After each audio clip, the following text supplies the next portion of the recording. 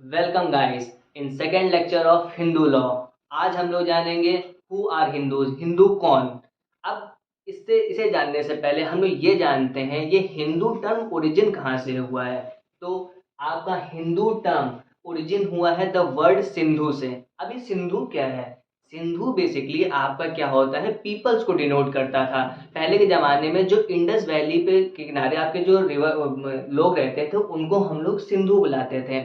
Indus valley का पहले नाम आपका सिंधु वैली था, सिंधु वैली रिवर। उसी के पास के जो भी पीपल्स होते थे उनको हम लोग बुलाते थे सिंधु। यही सिंधु वर्ड आगे चल के हिंदू कन्वर्ट मतलब हिंदू उसको हम लोग बुलाने लगे।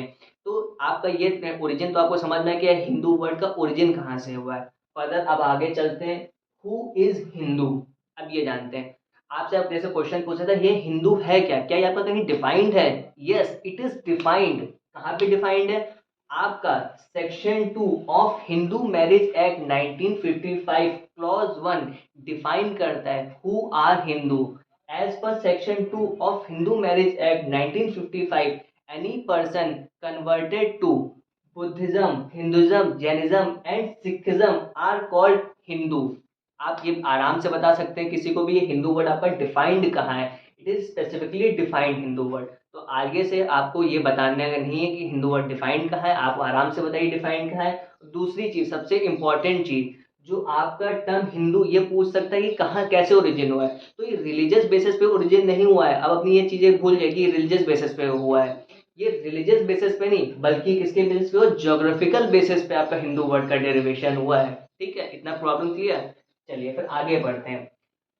हु कैन बी हिंदू, कौन कौन हिंदू हो सकता है? तो तीन तरीके से आप लोग हिंदू हो सकते हैं। सबसे पहला by birth, both parents are Hindu. By conversion, by birth बहुत आसान है, मतलब आप हिंदू फैमिली में पैदा हुए तो आपको हिंदू कहलाया जाएगा। लेकिन बोथ पेरेंट्स आर हिंदू इसका मतलब क्या है?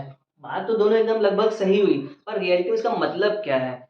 इसका मतलब ये है जैसे कि बहुत लोग अडॉप्ट करते हैं। आप पैदा हुए मुस्लिम फैमिली में पर आपके जो दोनों पेरेंट्स हैं वो हिंदू हैं, आपकी देखरेख हिंदू रीति रिवाज की से हुई है।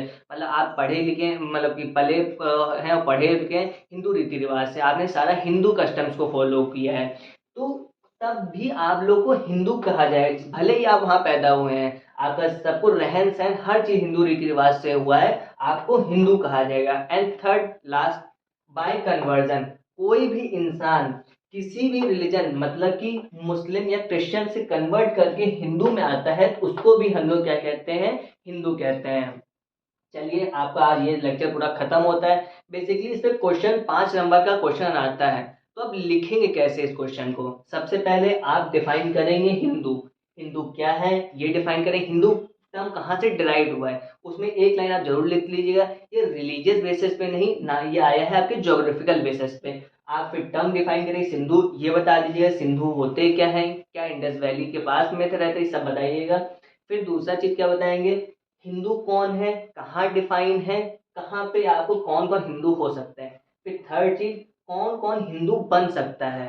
ठीक, ये तो लिखेंगे, चार्ट बना दीजिएगा। फिर उसके बाद आप बाय ये भी कर दीजिए, बाय बर्थ को एक्सप्लेन कर दीजिएगा, बोथ पेरेंट्स को एक्सप्लेन कर दीजिए, बाय कन्वर्जन को। इतना सफिशिएंट लेक्चर है आपको 5 नंबर में, आपको फुल नंबर मिलेंगे इसमें। थैंक्स।